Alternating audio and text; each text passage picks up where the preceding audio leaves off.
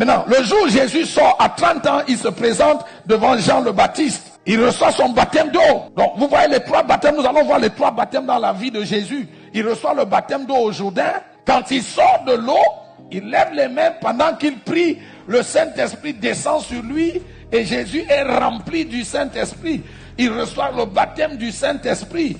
Donc, les 2 premiers baptêmes de Jésus, il les reçoit au Jourdain. Mais le 3e baptême, il ne va pas le recevoir au Jourdain. La Bible dit quand il a reçu le Saint-Esprit, il a été rempli du Saint-Esprit. Le Saint-Esprit l'a poussé dans le désert.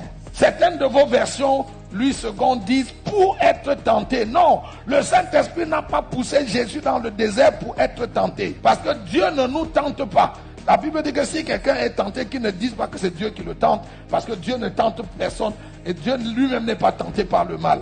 Donc le Saint-Esprit n'a pas poussé Jésus dans le désert pour qu'il soit tenté. Le Saint-Esprit a poussé Jésus dans le désert pour qu'il aille recevoir le 3e baptême, qu'il aille recevoir l'équipement du ministère, l'équipement pour faire les miracles, l'équipement pour guérir les malades, pour ressusciter les morts, pour purifier les lépreux et pour chasser les démons.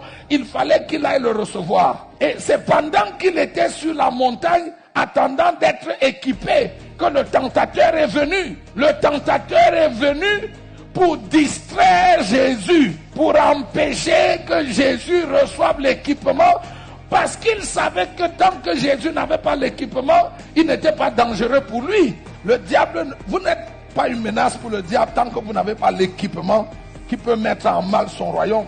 On peut être des milliers de pasteurs. Tant qu'on n'a pas reçu l'équipement qui nous permet de devenir véritablement un danger, le diable ne se dérange pas. On peut fabriquer des pasteurs autant qu'on veut. Vous savez, comme j'ai dit quelque part, notre monde est plein de prédicateurs. C'est les hommes de Dieu qui manquent. On a beaucoup de prédicateurs. On a beaucoup de pasteurs. On a beaucoup d'apôtres et de prophètes. On les ordonne tous les samedis et tous les dimanches dans les églises un peu partout. Il y a beaucoup d'églises. Mais il y a très peu de gens qui mettent en mal le royaume des ténèbres.